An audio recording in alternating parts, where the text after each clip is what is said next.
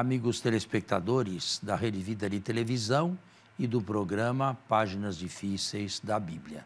Sempre aqui com aqueles que se dispõem e são numerosos, sabem? Eu, de vez em quando, percorro o nosso Brasil e o nosso programa é conhecido em muitos dos nossos rincões. Eu tenho estado com frequência no Nordeste, onde ministro cursos para seminaristas e retiro para padres, e todos lá me apontam e comentam este programa aqui, juntamente com o Pão Nosso. Mas sei que no Sul também há a mesma perspectiva. Portanto, Deus seja louvado que muita gente, não tendo outros meios, busca na Rede Vida de Televisão e neste programa especial um meio bom para se aprofundar a Sagrada Escritura. Bom dia, Padre Fernando, bom dia a você que todo domingo nos acompanha aqui através do nosso encontro Páginas Difíceis da Bíblia. De fato, Padre, muitos colegas padres, inclusive, nos acompanham. A eles o nosso abraço cordial e fraterno. Muitas comunidades, inclusive aqui da nossa cidade também de São Paulo, paróquias, inúmeros fiéis leigos que, inclusive, chegam até atrasados na missa das 8 ou tiveram que se transferir de missa para acompanhar dominicalmente o nosso programa. A você, o nosso muito obrigado, o nosso carinho por sua audiência. Muito bem. Pois é, nós estávamos falando sobre a correspondência de Paulo a Corinto. Ele estava em Éfeso e parecia-lhe, por cartas, por missivas, gente de Cloé e outros, que as coisas não andavam muito bem em Corinto. Divisão na igreja. Só um segundo. Paulo havia deixado em Corinto Apolo como administrador, não, Apolo como veio líder. Depois. Veio após Paulo. Não foi Paulo que o mandou a Corinto. Ah, não foi Paulo não, que o mandou, não. Ele foi catequizado completamente por um famoso casal simpático, Áquila e Priscila, e mostrou desejo de ir a Corinto, onde foi. Eu plantei, Apolo regou. Regou. Tá. Então, sim, entendi. Certo? Deus, porém, é aquele que faz crescer, que dá o incremento.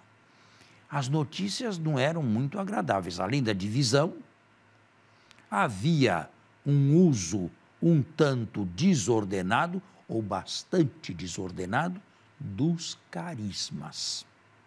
E ele trata deste assunto nos capítulos 12 e 14 da primeira aos Coríntios. Também havia desordem nas celebrações da fraternidade, da fração do pão e na Eucaristia. Parece que era uma única reunião, onde se comia, se bebia e se celebrava a Eucaristia, como foi com Jesus na última ceia. Ô padre, agora talvez o telespectador fique se questionando. Há pouco, não faz muito, que o senhor falou que foi a comunidade onde ele mais se enfincou. Ficou aí mais de um ano. Lançou raízes pastorais profundas. E parece-nos que tudo o que ele ensinou, agora os frutos são contrários. Como explicar este movimento, né? Como se explica? Uma opinião minha. Faltavam líderes com autoridade. Eu acredito que Paulo, com a insistência dos coríntios em carismas, deixou a igreja com os carismáticos. Isto, a meu ver, teve suas consequências. Isto é, não havia uma autoridade reconhecida por todos. Quem vai suprir esta indigência, esta carência? Serão as pastorais. mas as pastorais não são mais de Paulo. São-lhe atribuídas, mas são uma homenagem póstuma que outros discípulos quiseram fazer-lhe, 1ª e 2ª Timóteo e carta a Tito, mostrando que faltavam nas comunidades autoridades que se impunham e se faziam obedecer. Então, as cartas, aquelas que nós chamamos as católicas, as pastorais, como, por exemplo, 1 e 2 Timóteo e Tito, Filémon, são... Não, Filémon é do próprio... é autêntica? É autêntica. São 7 cartas autênticas de Paulo, é isso? São. E mais 3 que são... Não, mais outras 7. Mais outras 7? É. Aí seria 1 e 2 Timóteo, Filipe, não, seria Tito... não autênticas.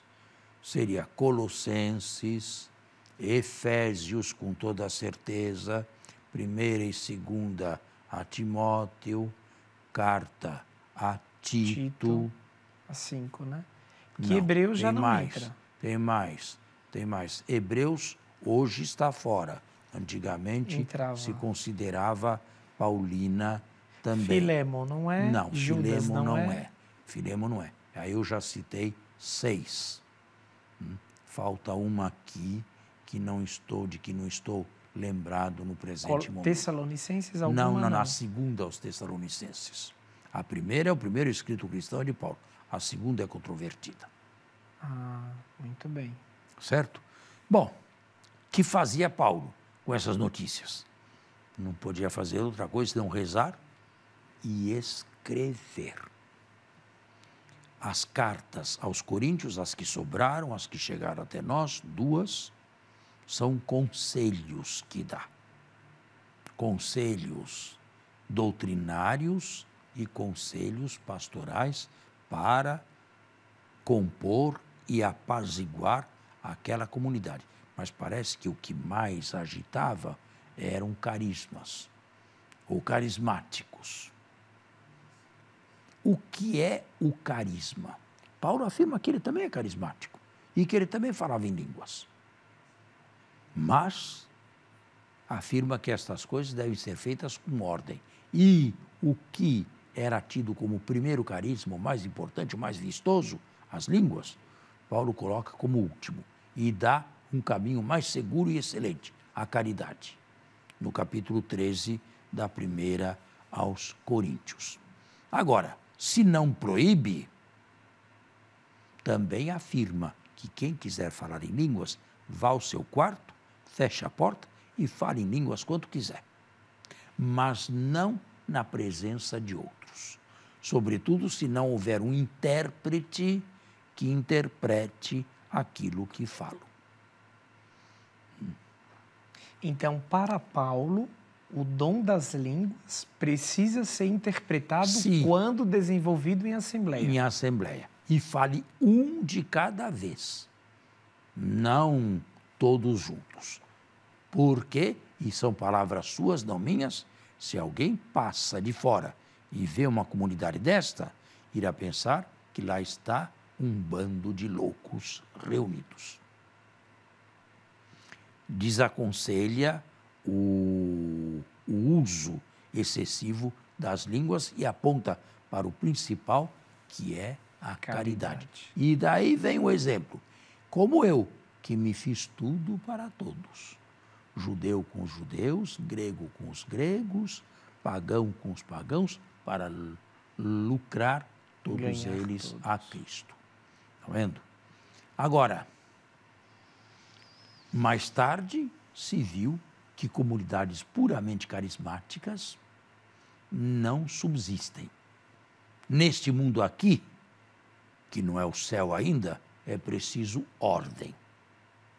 Ou seja, hierarquia. Aconteceu a mesma coisa com a comunidade de João, que também se quebrou no meio por falta de autoridade comumente reconhecida.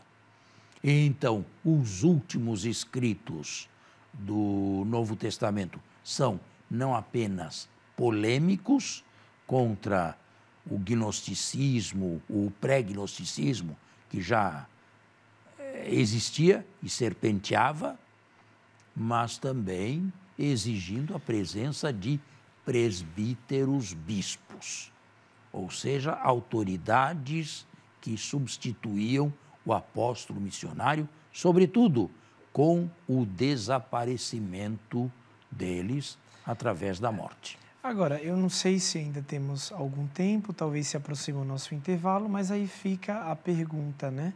Como sobrevive as comunidades cristãs que não são católicas, que não têm esse princípio de hierarquia, mas vivem baseadas nos dons e carismas? Um é pregador, o outro é... que são cristãs, mas não são católicas. E que ainda sobrevivem, estão de pé. Nós temos que fazer o intervalo e voltamos a ela.